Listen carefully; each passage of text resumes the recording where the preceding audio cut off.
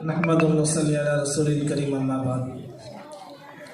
मुझे तो अभी बात करना नहीं है, इसलिए कि हमारे सामने बड़े बड़े शख्सियात मौजूद हैं। उनके रहते हुए हमें बात करना भी अच्छा नहीं लगता है। हमें अपने आप को, हम तो उनके सामने छोटे बच्चे हैं। बहरहाल जब उनकी तरफ से कहा जा रहा है कुछ बात करो, तो मैं दो चार बातें करना चाहता हूँ। मुझे बात करना नहीं है, बस जलसे के मुतालिक बताना है। हमारा महल्ला जो नदाब महल्ला एक छोटा महल्ला है, जहाँ तकरीबन 25-30 घर हैं, नहीं। तो हमारे महल्ले वाले हमेशा यही कहा करते हैं, हम छोटे हैं, हमसे क्या हो सकता है, हम कुछ भी नहीं कर सकते। यही मायूसी में कई साल गुजार रहे थे। लेकिन अल्लाह छोटों से भी बड़े काम लेते हैं, छोटों से भी बड़े बड़े काम लेते हैं, और छोटे ही से लेते हैं अल्लाह ताला काम। बड़े लोग बोलते बोलते रह जाते हैं और छोटे लोग उनसे आगे चले जाते हैं, और हमने देखा भी है और आज भी देख रहे हैं। माशाअल्लाह महल्ला तो छोटा है, लेकिन इसके ज़िम्मेदार बड़े हैं। हाजी नजीर साहब माशाअल्लाह महल्ले के वैसे ज़िम्मेदार भी हैं, मस्जिद के भी ज़िम्मेदार हैं, और साथ में इस जलसे के सदर भी हैं। तो अल्लाह ताला ऐसे लोगों से भी काम लेते रहते हैं। तो माशाअल्लाह महल्ला छोटा है, लेकिन बहुत बड़ा जलसा किए हैं। और महल्ला छोटा है, लेकिन तलबा की तादाद बड़ी है, ये बहुत बड़ी बात है। वरना कई महल्ले ऐसे हैं जो बड़े हैं, तलबा ही नहीं है। तो यहाँ आने के बाद काफ़ी चीज़ें देखने मिली, तो बहुत खुशी हुई। सबसे पहली बात ये, एक छोटे से महल्ले वालों ने इतना बड़ा जलसा किया। अल्लाह इस जलसे के पीछे जो मेहनतें किए हैं उनको कबूल फरमाए। कई लोगों ने इसमें पैसा लगाया, वक्त लगाया, मेहनतें की, और सबसे बड़ी बात यह है कि उस्ताद ने बच्चों पर बड़ी मेहनत की है। उनकी मेहनत हमारे सामने है, किस तरह मशक कराई है। हमारे बच्चे को घर में हमें एक चीज़ याद कराने में हफ्तों लग जाते हैं, और वो भी याद नहीं हो पाता। एक बच्चे को सिर्फ 1 घंटा अपने मकतब में बुला के याद कराना ये मामूली बात नहीं है। और दूसरी बात ये कि अल्लाह के नबी सल्लल्लाहु अलैहि वसल्लम सबसे पहले मुअल्लिम हैं। सहाबा उनके पास बैठकर सीखा करते थे, और अल्लाह के नबी सल्लल्लाहु अलैहि वसल्लम पढ़ाया करते थे। ये पढ़ाना भी अल्लाह के नबी सल्लल्लाहु अलैहि वसल्लम की सबसे बड़ी सुन्नत है, और ये सुन्नत अल्लाह ताला जो है इन हुफ़ाज़ों के ज़रिए से काम ले रहा है। हमें इनको आज घटिया समझ रहे हैं, कल क़यामत के दिन मैदान महशर में पता चलेगा कि इनका मुकाम क्या है। तो बहरहाल अभी हमारे सामने 2 हस्तियाँ हैं, इसमें हज़रत मौलाना बशीर साहब हैं। तो मैं अभी आने के बाद 1-2-4 साथी ने मुझे कहा कि सब जन माशाल्लाह बात करो, लेकिन हमें ज़्यादा से ज़्यादा मौलाना को सुनना चाहते हैं। मैंने कहा बहुत अच्छी बात है, लेकिन मेरे जहन में एक बात थी कि घर की मुर्गी दाल के बराबर का मामला हो सकता है। क्योंकि लोग कहते हैं भाई बड़े मौलाना को बुलाओ, वहाँ बड़े मौलाना इनको बुलाओ। ये क्या गाँव वाले हमेशा उनका सुनते ही रहते हैं।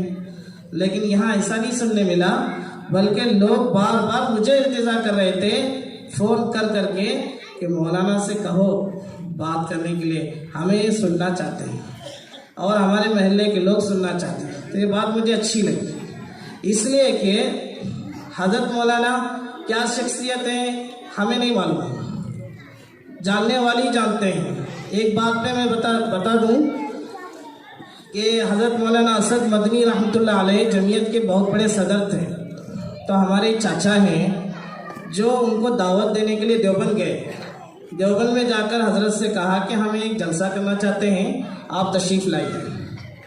तो हज़रत मौलाना पूरे हिंदुस्तान के अमीर और जमीयत के पूरे हिंदुस्तान के सदर और दारुल देवबंद की बड़ी शख्सियत, और इतने बड़ी शख्सियत क्या कह रहे हैं, भाई मुझे आप बुला रहे हैं अपने जलसे में। आपके इलाके में हज़रत मौलाना ईरानी रहमतुल्लाह अलैह आप सब जानते हैं, इतनी बड़ी शख्सियत रहते हुए आप मुझे बुला रहे हैं, गलत कर रहे हैं। अपने इलाके के उलमा की कदर करो। तो उस पर हज़रत मौलाना गुस्से से डांटने लगे कि अपने इलाके के उलमा की कदर करो, उनको आगे बढ़ाओ, उनके जलसों में लाओ, उनसे आप बात कहलवाओ। तो हमारे चचा कहने लगे कि इस पर हमने फ़ौरन हज़रत को जवाब दिया कि हम लोग यहाँ जो आए हैं उन्होंने ही हमें भेजा है। पहले हमने उससे मशवरा किया, उन्होंने क्या हज़रत की तारीख लेने के लिए जाओ, मैं भी कहता हूँ। उन्होंने भेजा है कहने के बाद हज़रत कहने लगे कि ठीक है उन्होंने भेजा है तो मैं आने के लिए तैयार हूँ। यानी इतने बड़े امیر ہونے کے باوجود، اتنے بڑے مدرسے کے ذمہ دار ہونے کے باوجود، اتنی بڑی جمعیت کے صدر ہونے کے باوجود، ذمہ دار ہونے کے باوجود اب علاقے کے ذمہ دار علماء کے بارے میں ایسی بات کہہ رہے ہیں، تو پتہ چلا کہ ہر علاقے کے میں اللہ تعالیٰ ایک ایک جو ہے اچھے اچھے ہستیوں کو رکھا ہوا ہوتا ہے، لیکن ہمیں اس کی قدر نہیں ہوتی۔ حضرت مولانا ماشاءاللہ کئی مدرسوں کے ذمہ دار ہیں اور کئی علماء حفاظ کے استاذ ہیں، اور ہم نے بھی ان سے ہی سیکھا ہے کئی چیزیں، رہنا سہنا۔ اور اس کے علاوہ اس وقت میں مولانا عبد الخالق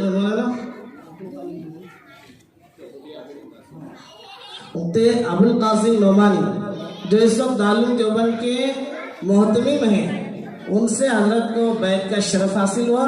ماشاءاللہ ان کے ساتھ خاص ان کی ملاقات ہوئی اور کئی چیزیں اللہ نے ان کے ذریعے سے انہیں عنایت فرمائی۔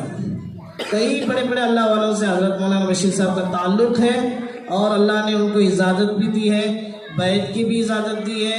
ہم لوگ کہتے ہیں بڑے بڑے اللہ والے چاہیے، بڑے بڑے اللہ والے کیسے اللہ والے چاہیے؟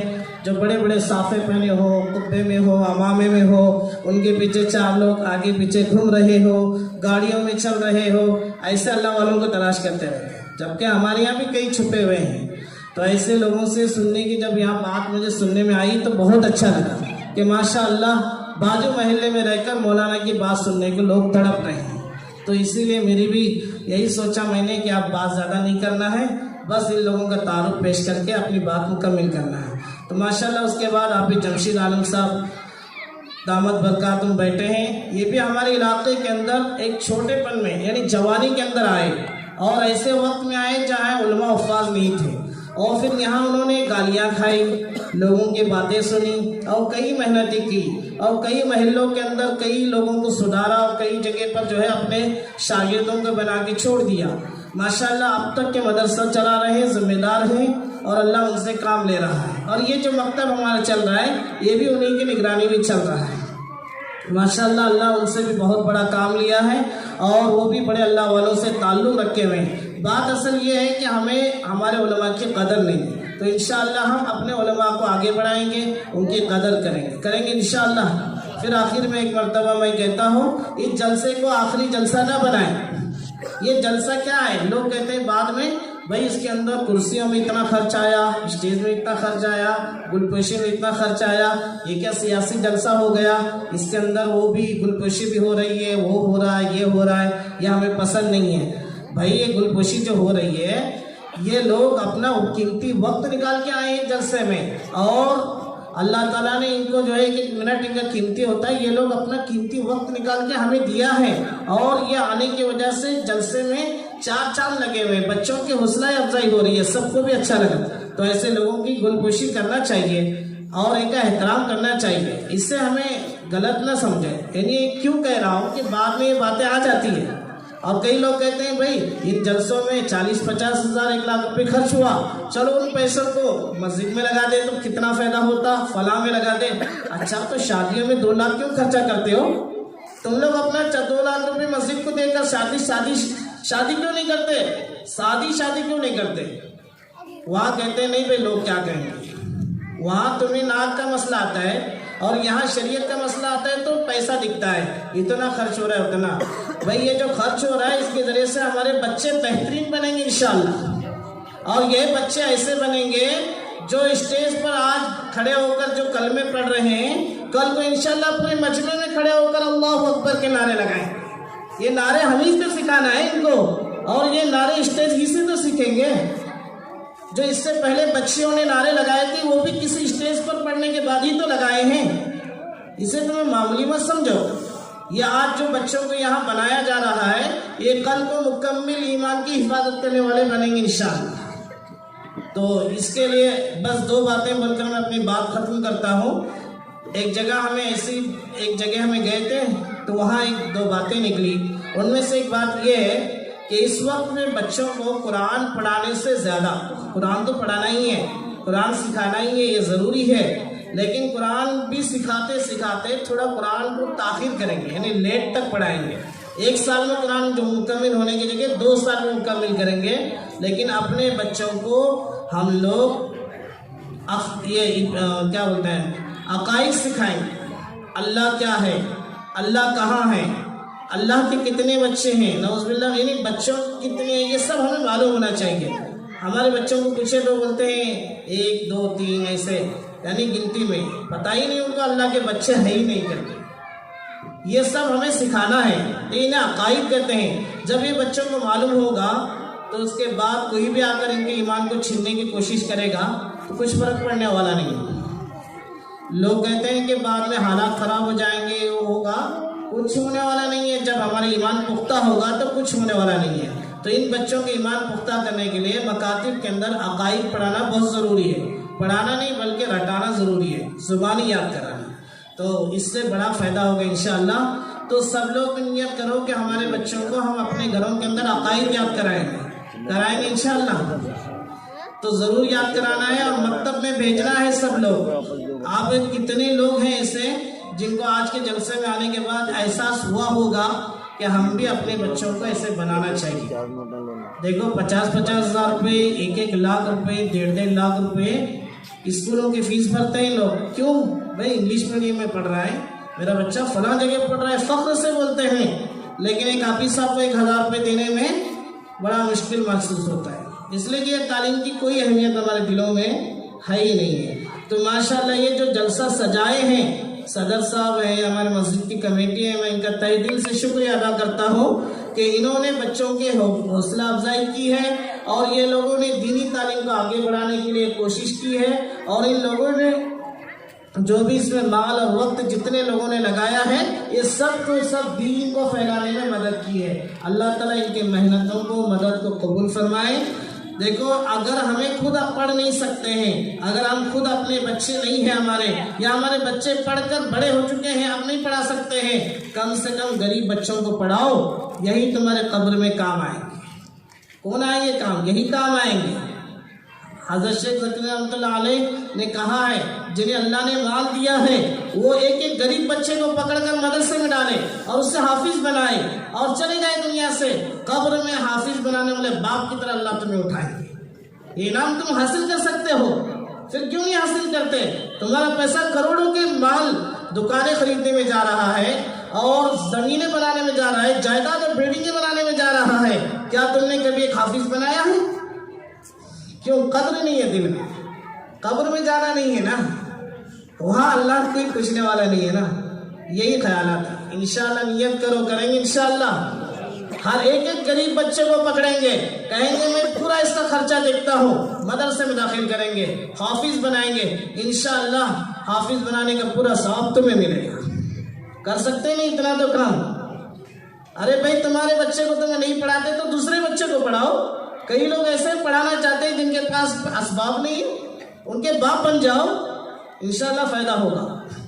اور مکتب دیکھو، یہ مکتب ہے، جب مکتب میں ہم کہتے نہیں جا کر کہ بھائی مکتب ہے، حافظ صاحب بیٹھے ہیں، ٹیچر بیٹھے ہیں، کم سے کم ایک گادی تو بنا کر دے دو، ایک ڈیسک بنا کے دے دو، ہاں حافظ صاحب ایک بورڈ لگا دو، بھائی اس کی کیا ضرورت ہے؟ ایسے ہی پڑھائیں گے؟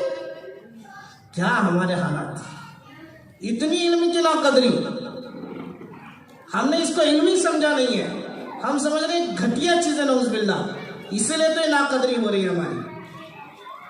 کئی مسجدوں میں نے کہا کہ ڈیسک بناؤ، کیا ضرورت ہے اس کی ڈیسک بنانے کی، 15-20 ہزار روپے خرچ کرنے کی؟ ایسے ہی پڑھنے کے بچے، اور جب اسکول بنتی ہے تو کہتے ہیں پہلے وہ ہونا چاہیے، یہ ہونا چاہیے، اس کے بغیر اسکول نہیں چل سکتی، وہاں ضروری اور یہاں ضروری نہیں۔ یہ ہمارے دلوں میں مکتب کی بڑی جو ہے، دل میں گھٹیا جو ہے نفرتیں بیٹھی ہوئی ہے، اسے نکالنا ضروری ہے۔ میں سب کو بری لگے گی باتیں، لیکن مجھے کہنا ضروری ہے۔ میں نے کئی محلوں میں کئی ساتھیوں سے بات کر کے دیکھا ہے، ایسی باتیں زبانوں پر بار بار آتی ہیں۔ اللہ کے واسطے ہمارے مکتبوں کو بناؤ، سجاؤ، وہاں بھی بورڈ بناؤ، وہاں ڈیسک بنواؤ، استاذ کے بیٹھنے کی گادی بناؤ، ایک اچھا ماحول سجاؤ، آنے والا دیکھ کر خوش ہو، اس کے ذریعے سے بچے بھی داخل ہو، ان کے بیٹھنے کے لیے بہترین جو ہے، بازو میں بیٹھنے کے لیے ان کے لیے جو ہے دریا منگاؤ۔ یہ سب انتظام کرنے کی ضرورت ہے۔ لوگ کہتے ہیں یہ فالتو ہے، پھر کیوں مکتب اسکولوں کے اندر یہ سب چیزیں بنائی جاتی ہے؟ کیا ہمارا مکتب اسکول نہیں ہے؟ یہ بھی ایک مکتب جو ہے اسکول کی طرح ہے۔ اس سے بھی اعلیٰ درجے کی چیزیں یہاں تو قرآن پڑھایا جا رہا ہے. اس لیے جو چیزیں ہمارے حافظ صاحب لوگ بولنے ڈرتے ہیں, اگر میں بولوں گا تو مجھے مسجد سے نکال دیں گے, پہلے ہی پگار دینے کے لیے جو ہے پریشانی ہوتی ہے, اب یہ تقاضا رکھوں گا تو مسجد سے نکال دیں گے, تو باپ بیچارے جیسے تیسے پڑھا رہے ہیں. لیکن یہ ہماری ذمہ داری ہے. اگر میری باتیں آپ کو بری لگی ہو تو مجھے معاف کرنا ہے, لیکن انشاءاللہ ہم مکتب کو بنائیں گے, سجائیں گے اور انشاءاللہ آگے بڑھائیں گے. اللہ تعالیٰ ہم سب کو عمل کرنے کی توفیق عطا فرمائے.